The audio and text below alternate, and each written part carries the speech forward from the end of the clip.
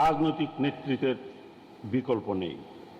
গণতন্ত্র ও উন্নয়ন একে অপরের পরিপূরক, একটি ছাড়া অপরটি অচল। তাই গণতন্ত্রের ভিতকে মজবুত করতে হলে দেশে সৎ ও যোগ্য নেতৃত্ব গড়ে তুলতে হবে, আর সেই নেতৃত্ব তৈরি হবে ছাত্র রাজনীতির মাধ্যমে। আমি নিজেও ছাত্র রাজনীতির মাধ্যমেই রাজনীতিতে হাতে খড়ি লাভ করি। কিন্তু আমাদের সময়ের রাজনীতি আর আজকের ছাত্র রাজনীতির মধ্যে অনেক তফাৎ। 60-এর দশকে আমরা যারা ছাত্র রাজনীতির সাথে সম্পৃক্ত ছিলাম, তাদের লক্ষ্য উদ্দেশ্য ছিল দেশ ও জাতির কল্যাণ, দেশের মানুষকে পরাধীনতার নাগফাঁস থেকে মুক্ত করে নিজেদের অধিকার প্রতিষ্ঠা করা।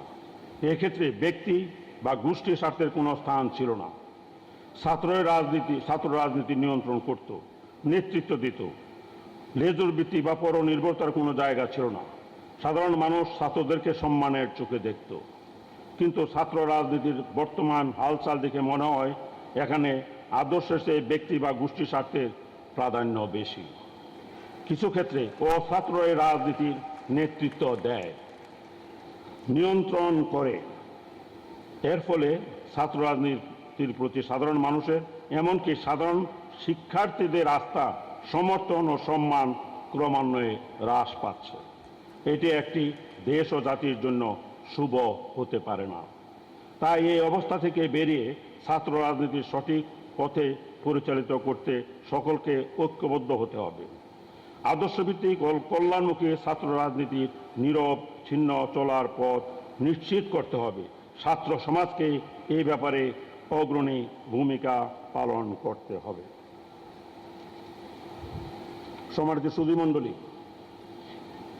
আসলে আজকে একটা সমস্যার মধ্যে পড়া গেছে, কারণ এমন একটা কনভোকেশনে আসলাম, যাদেরকে সার্টিফিকেট দিচ্ছি তাদের চেহারা কিছুই দেখছি না, একেবারে অন্ধকার। আসলে কোনো বক্তা যদি বক্তৃতা দেয়, অডিয়েন্সের চেহারা দেখা বোঝা যায় তার বক্তব্যটা তারা গ্রহণ করছে না রিজেক্ট করছে। এখানে কিছু বোঝার উপায় নাই, কিছুই আমি দেখি না। আর আমাদের এখানে এত বেশি ফ্লাড লাইট দেওয়া হয়েছে, মনে হয় আমাদেরকে একটু বেশি বেশি দেখা যায়। এটা হলো আলো আর আধারের একটা খেলা। এই অবস্থা। বিষয়টা হলো, আমি এই লিখিত বক্তব্য তো একটা আনছি, এটা প্রায় শেষই হয়ে গেছে, আর সামান্য রয়েছে। এর বাইরেও আমি কিছু বলতে চাই। সেটা হলো, আমার নিজের কাছে অবাক লাগে, কারণ আমি ঢাকা বিশ্ববিদ্যালয়ের চ্যান্সেলর। 1961 সালে আমি মেট্রিক পাস করছি এবং মেট্রিক 3rd ডিভিশন। আর আইএ পাস করছি, এটা তো এক সাবজেক্ট, অর্থ লজিকে রেফার্ড। ঢাকা বিশ্ববিদ্যালয়ে যখন আসলাম ভর্তি হওয়ার জন্য, তখন ভর্তি তো দূরে করতে, ভর্তির ফর্মটা পর্যন্ত আমাকে দেওয়া হলো না। বন্ধু বান্ধব অনেকে তো ভর্তি হলো, আর ছাত্র রাজনীতির সঙ্গে তো ওই সময় তো অভিযুক্ত। তখন যখন এখানে ভর্তি হতে পারলাম না, বাধ্য হয়ে আবার নিজ জেলা দয়াল গুরু কৃপায় গুরুদয়াল কলেজে ভর্তির সুযোগ পেয়ে গেলাম। তবে 61 সালে আয় বৃদ্ধি আন্দোলন থেকে শুরু করে বিভিন্ন আন্দোলন সংগ্রাম, যেহেতু আমরা ঢাকা বিশ্ববিদ্যালয়কে অনুসরণ করতাম, যার জন্য প্রায়ই ঢাকা আসতাম এবং বিভিন্ন হলে রাত্রিও যাপন করতাম। এমন কোনো হল নাই তখনকার যা ছিল যে হলের মধ্যে ঢুকি নাই বা থাকি নাই। অবশ্য রুকিয়া হলে ঢুকি নাই, থাকিও নাই, ওই সুযোগ ছিল না। তবে রুকিয়া হলের আশেপাশে ঘোরাঘুরি করছে কম না।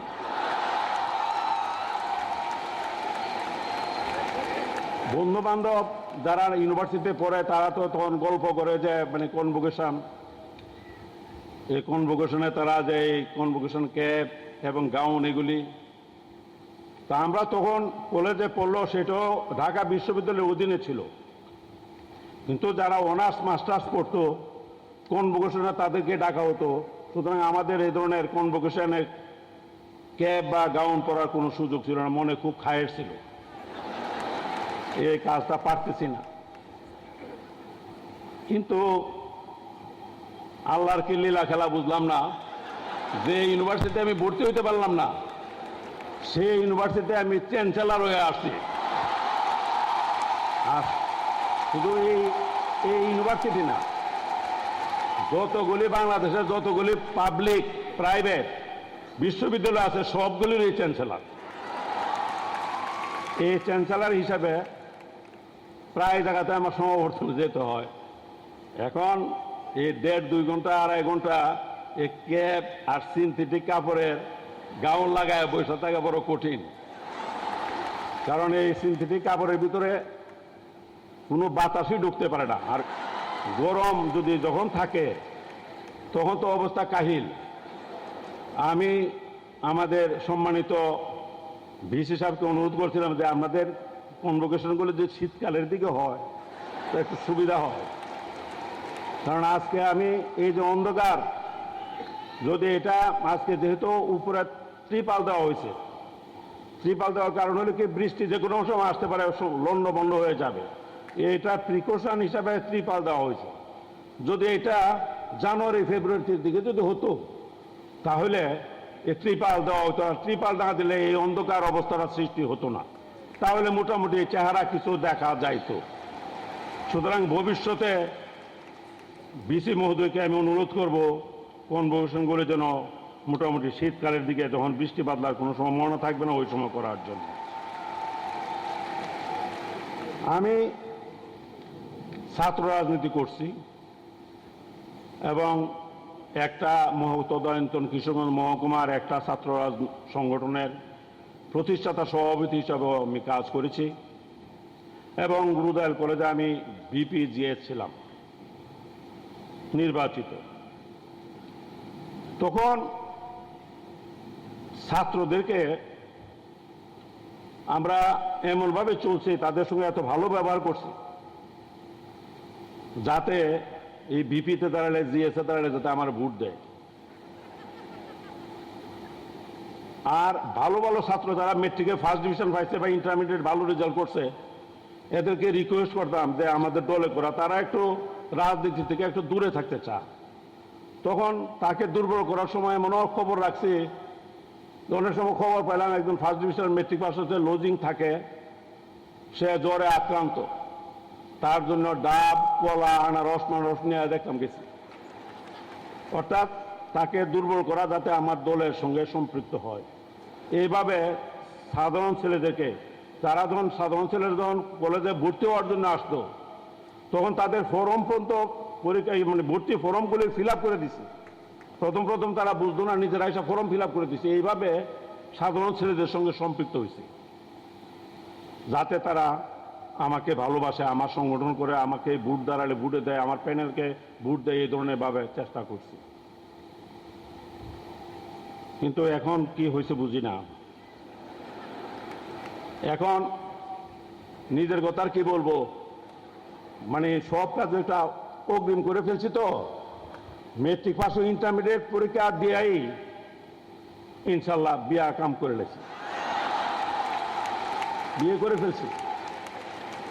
এখন বিশ্ববিদ্যালয়ের অনেক ছাত্র সংগঠনের শুনি ছাত্র নেতাদের প্রেসিডেন্ট সেক্রেটারি বা বড় বড় পদে যারা আছে তারা বয়স থেকে 45 থেকে 50, মানে 45 থেকে 50 যদি হয় তাদের বয়স, যারা ছাত্র নেতা, তাহলে আমি তো 20 বছর বয়সে বিয়ে করছিলাম না, আমি আর্লি করছি।